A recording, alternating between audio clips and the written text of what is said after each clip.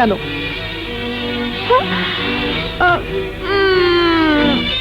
এমন করে কি দেখছো? কে তুমি? ও কি কথা? এত বছর একসাথে ঘর করছে আর এখন বলছো কে তুমি? কি উদ্দেশ্যে আমার পেছনে লেগেছ? কি ভাবো আমাকে? কচি খোকা, একটা পাগলি অভিজ্ঞ ডাক্তার মতো প্রেসক্রিপশন লেখে কি করে? দেখো মেয়ে, তুমি যদি তোমার সবকিছু খুলে না বলো তাহলে তোমাকে আমি পুলিশের কাছে ধরিয়ে দেব। কি বলবে আমাকে? বলবো, সব বলবো।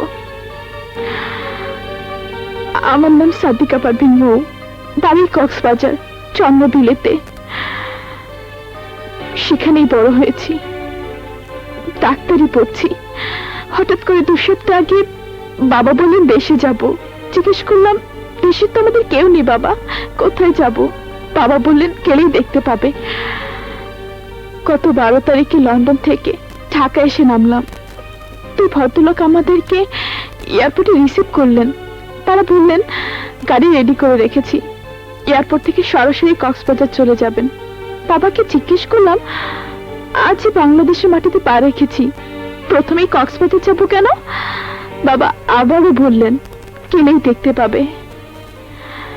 যে 2 ভদ্রলোক আমাদেরকে রিসিভ করেছিলেন তারা আমাদেরকে রওনা করিয়ে দিলেন আর বললেন তারা অন্য গাড়ি নিয়ে আসবেন। আমরা আসছি। হঠাৎ পেছন থেকে একটা চাপ।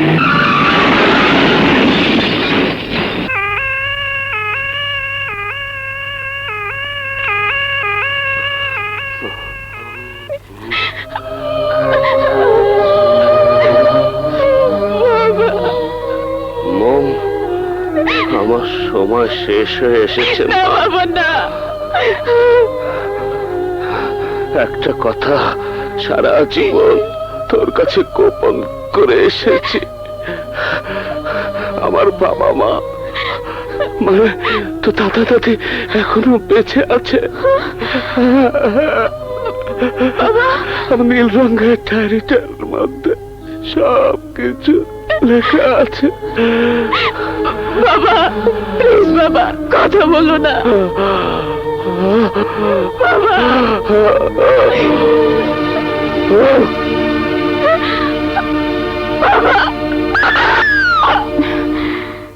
বাবার ডায়েরি পড়ে জানতে পারলাম অনেক কিছু।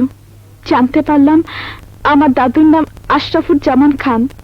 জানলাম বাবার সাথে দাদুর মান অভিমানের সব কাহিনী। সেদিন হাসপাতালে কেবিনে বসে হঠাৎ 2 জন লোকের গোপন আলাপ শুনতে পাই আমাদের গাড়ি অ্যাক্সিডেন্ট করেনি, করানো হয়েছে, আর আমাকেও মেরে ফেলার প্ল্যান করছে। তারপর আর এক মুহূর্ত দেরি না করে রাতের অন্ধকারে হাসপাতাল থেকে পালালাম। সেই রাতে রওনা দিয়ে পরের দিন সকালবেলা কক্সবাজার এসে পৌঁছালাম। সরাসরি গেলাম খান মঞ্জিলে। এটা তো খান মঞ্জিল? জি। খান বাহাদুর আশরাফুজ্জামানের বাড়ি? জি জি। শুনুন ভেতরে যাব। হবে না। আমি খান সাহেবের নাতনি। 70 নম্বর। জি জি। এর আগে 69 জন দাদি, ফুপু, নানি, খালা, ভাবি ইত্যাদি পরিচয় দিয়ে ঢুকতে চেষ্টা করেছিল, কিন্তু কোনো লাভ হয় নাই। আপনি হইলেন 70 নম্বর। যান। কিন্তু দারোয়ান কিছুতেই ভিতরে যেতে দিল না। তাকে অনেক অনুরোধ করেও কোনো কাজ হলো না। আর ঠিক তখনই দেখতে পেলাম খান সাহেবের কাছ থেকে তুমি বিদায় নিয়ে আসছো।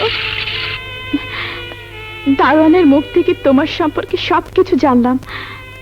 তারপর সিদ্ধান্ত নিলাম যে করেই হোক তোমার সাহায্য নিয়ে আমি খান মঞ্জিলে ঢুকবো।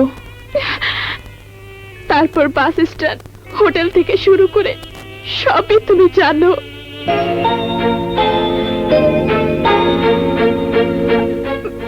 বিপ্লব, তুমি শুধু আমাকে খান মঞ্জিলে ঢোকার ব্যবস্থা করে দাও।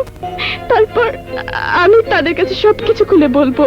মৌ, খান সাহেবকে আমি যতটুকু চিনেছি, হুট করে তাদের কাছে সবকিছু বলাটা ঠিক হবে না।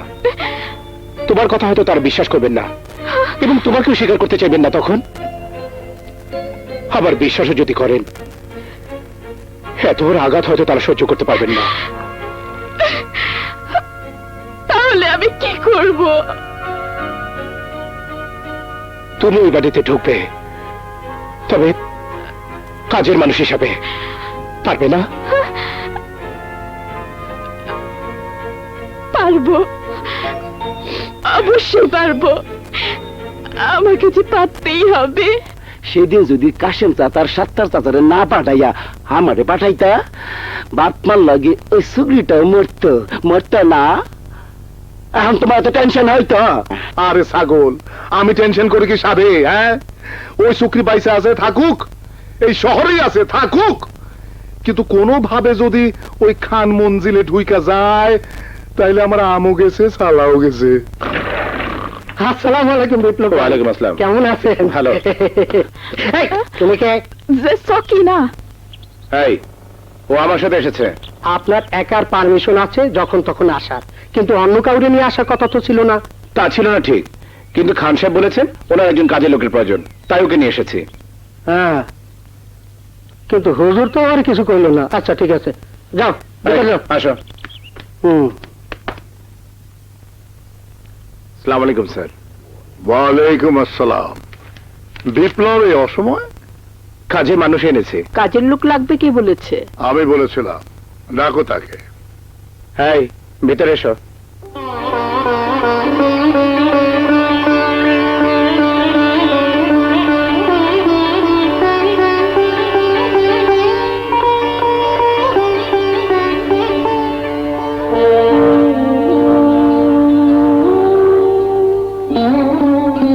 তোমার নাম কি?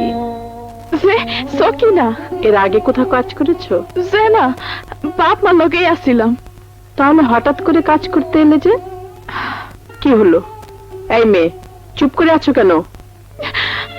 যে বাপ মায়ের পিছনে এক লোকে পয়রা গেল, তো তাই আপনাকে আনে। আহা, কান্নাকাটি করো না। তোমার বাবা মা একসাথে মারা গেল মানে? কি হয়েছিল? রোড অ্যাক্সিডেন্টে দুজনেই মারা গেছে। Very sad. সংসারে তোমার আর কেউ নেই? যে আমার দাদা দাদি বাচ্চা আছে। ওদের ওখানে যাওনি কেন? হয়তো কোনো অসুবিধা আছে। রান্না বান্না পারো? হ্যাঁ পারি। শোনো, রান্না বান্না কিন্তু তোমাকেই করতে হবে। খাওয়া দাওয়া জামা কাপড় সব পাবে, আর মাসে 600 টাকা পাবে। দেখো যদি পোষায় থাকো। আপনার কাছে আশ্রয় ওঠো। পাইছি, এটাই যথেষ্ট। সালাম। আচ্ছা আচ্ছা ঠিক আছে, ওকে ওর ঘরটা দেখি। যাও ওর সাথে যাও। যাও। আসো। চলেন। স্যার, আমি তাহলে। আচ্ছা, থ্যাংক ইউ। আসসালামু আলাইকুম। আসো। শোনো, এ হলো তোমার ঘর। জিনিসপত্র সব গুছগাছ করে লো। ওরে মা,